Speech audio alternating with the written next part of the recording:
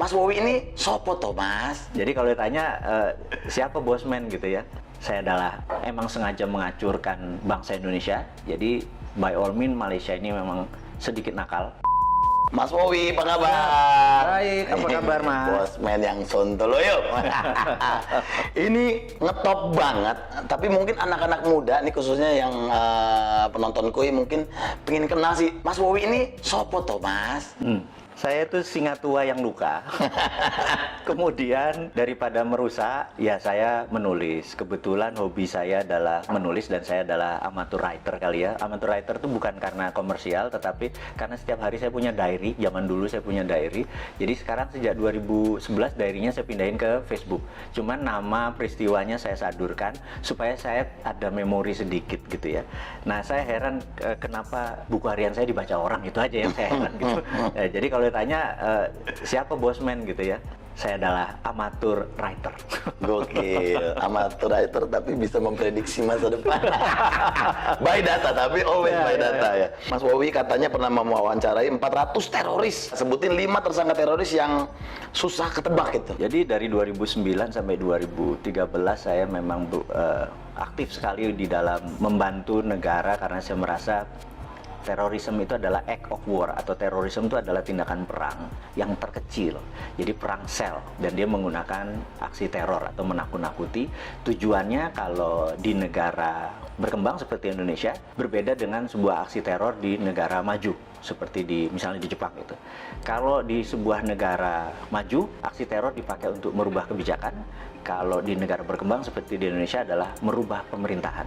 Jadi saya pikir ujung-ujungnya pasti memecah NKRI, dan darah merah kita langsung keluar kalau teroris ini arahnya merubah NKRI gitu ya. Know-how saya adalah bagaimana mengetahui pola pikir mereka kemana, patternnya. Ya saya interviewnya interview biasa, mereka bahkan tidak menyadari bahwa itu adalah bagian dari interview.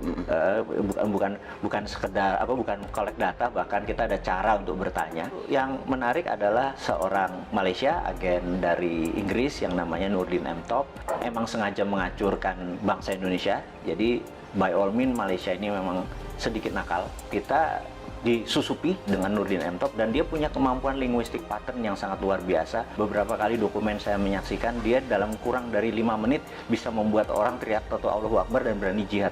Bener-bener cara pengerubah itunya, dan itu menggunakan dengan waking hypnosis, alias dia tidak mempengaruhi orang yang tutup mata tidur gitu ya, seperti yang di komersial itu. Dia nggak kayak uya-uya ya.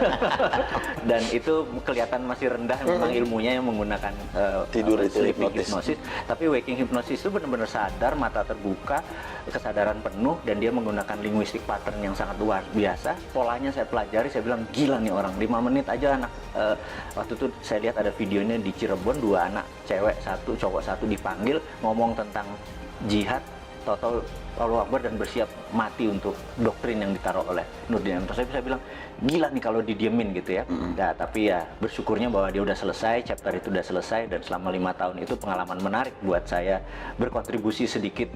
Bukan saya adalah bagian dari lembaga tertentu, tapi ini adalah berkontribusi sedikit bagaimana supaya terorisme yang mengatasnamakan agama, yang mau mecah belah NKRI sekarang bisa dikatakan sudah selesai. Tapi yang jelas yang menjadi pahlawan menurut saya adalah Pak Tito Karnavian, orang-orang yang di dunia kepolisian saat ini, yang dialah actionnya ya. Kalau saya kan cuma polanya atau patternnya atau mindsetnya saja yang saya pelajari. Mudah-mudahan menjawab apa sedikit. Yes, waduh, saya nanya saya yang merinding. Nah, Mas Wowi, pertanyaan ketiga kan, Mas Wowi pernah bilang nih, orang-orang harus paham cara dunia ini bekerja. Bisa nggak sih Pak di-share poin terpenting, minimal kita sebagai orang awam tuh harus ngerti apa sih maksudnya gitu, dunia ini bekerja tuh seperti apa gitu. How the world work, bahasa Inggris susah bener ya. How the world work. Gitu. Jadi tidak pernah berubah sejak tahun 45. Jadi sebelum tahun 45 dunia ini bergeser jauh, tapi setelah tahun 45 ke sini dunia ini tidak bergeser jauh. Setelah Long Telegram, ada sebuah buku yang menarik yang ditulis George Kennan, di mana dia adalah menaruh foreign policy yang diatur adalah Eropa adalah negara produsen, Amerika negara produsen, kemudian Timur Tengah adalah negara energi, kemudian Afrika adalah bahan bakunya Timur Tengah, Amerika Latin adalah bahan bakunya Amerika. Kemudian Asia seperti Indonesia, Asia Tenggara, India, dan China adalah market. Kalau market itu tidak boleh miskin, tidak boleh kaya, gitu ya. Nah, kalau negara produsen harus kaya, negara sumber bahan alam tidak boleh kaya. Bahkan harus lebih miskin daripada negara market, gitu ya. Itu memang disetel seperti itu.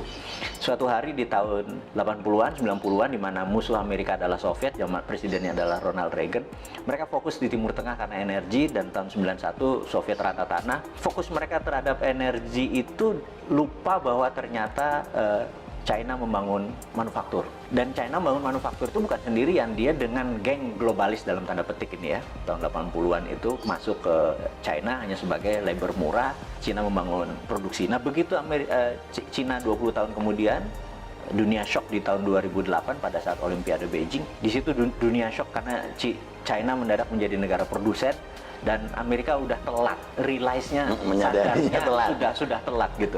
Ternyata Cina udah merubah dirinya menjadi negara produsen gitu. Kalau dia negara produsen, maka dia harus punya satu market, dua sumber bahan baku. Cina itu bahan bakunya dari nggak usah dijawab gitu ya. Dan negara yang jadi bahan baku itu harus miskin. Dan negara yang jadi pasarnya dia, yaitu Amerika dan Eropa, tidak boleh kaya, tidak boleh miskin. Itu disetel sama Cina sekarang. Jadi kalau pemerintah tidak paham how the work, bener nggak? Ya kayak sekarang ini kita kayak kikuk mau dagang apa, salah semua, pertanian tidak bisa independen, pupuk aja impor dan lain sebagainya, karena nggak ngerti gitu ya. Nah, kita coba mengingatkan bahwa kalau sebagai Anda pengelola negara tapi nggak ngerti how the work, ya seperti sekarang berantakan. Nah, ini kita buka makanya. Mas Wowi, ini kan kalau orang awam nih ngelihat propaganda di dunia ini kan ya bisa jadi hoax gitu ya. Sebenarnya propaganda itu rumornya tuh ada nggak sih yang kayaknya nggak mungkin gitu, tapi it's real gitu. Propaganda itu ilmu makrifat, ilmu tertinggi dari strategi mempengaruhi orang lain. Jadi yang paling rendah namanya agitasi. Agitasi itu adalah mengajak, provokasi, mengajak dan bergerak. Propaganda adalah changing mindset. Jadi ini semua bertahap. Mengajak dulu, mengajak dan bergerak, kemudian changing mindset. Propaganda itu bukan sekedar informasi satu aja, itu masih agitasi namanya. Propaganda itu changing mindset. Misalnya kita ingin Indonesia ini negaranya khilafah gitu. Ini contoh saja. Mereka punya cara melakukan agitasi, provokasi supaya nanti oh iya ya, kita harus merubah menjadi khilafah. Itu contoh propaganda, namanya changing mindset. Jadi kalau sepotong-sepotong nggak bisa dibilang itu propaganda. Jadi harus hati-hati, sepotong-sepotong ini bagian dari pasal-pasalnya ini. Counter propagandanya pun kita udah harus siap.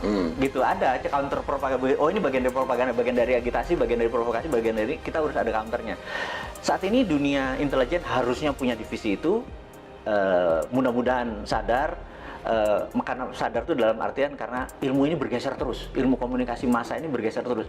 Dulu adalah menggunakan koran, dulu menggunakan TV, dulu menggunakan radio, sekarang menggunakan apapun. Jadi sekarang ini perangnya bukan battleground, bukan perang ground, tapi battle space.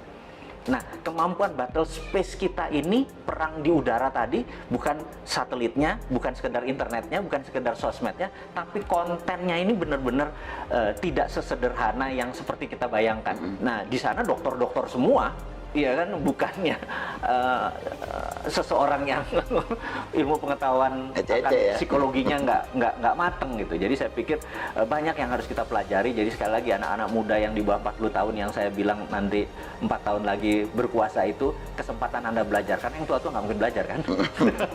Terlambat. Kalau sekarang yang lagi Mas Wowi dalemin, khususnya di Indonesia ini lagi ada propaganda apa sih? Saat ini yang saya lihat kita terjadi pelemahan di dalam memahami namanya sovereignty atau kedaulatan. Ekonomi kita tidak berdaulat, finance kita tidak berdaulat, bahkan sumber daya alam kita tidak berdaulat. Bisa diambil contoh gini, kita udah dikadali sama Freeport. Dikadali Freeport tuh gini, Grasberg itu adalah tambang tembaga. Kita cuma dapat koper konsentrat. Setelah diproses jadi konsentrat, dikirim anoda slime, dikirim tadi, dan kita tidak mendapatkan benefit koper konsentrat. Apa itu benefit? Begitu dia masuk ke smelter, maka outputnya adalah gold, 100 ton per tahun, platinum 50 ton, dan ada uranium dari rare earth. Kita tidak mendapatkan benefit tersebut. Jadi kita cuma dibayar pajaknya hanya koper, tembaga gitu ya. Oke, kebodohan 40 tahun, udahlah biar dulu mbah-mbah yang kita mungkin udah dapat benefit ya wes, kita kan orang Jawa dididik mikul dhuwur mendem jero ya. Ya sudah, kita mikul dhuwur, oke gitu.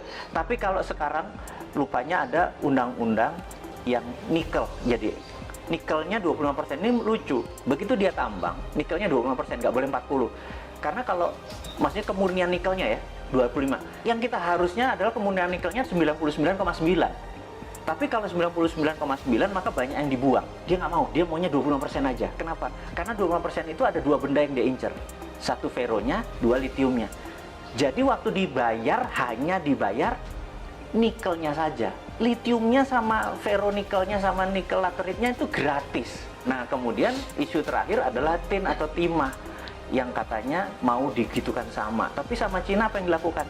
Kadar tinnya harus 25% karena di 75% itu masih ada yang namanya thorium, masih ada yang namanya osmium buat laras senjata. Dan kita cuma dibayar tin timahnya doang gitu ya.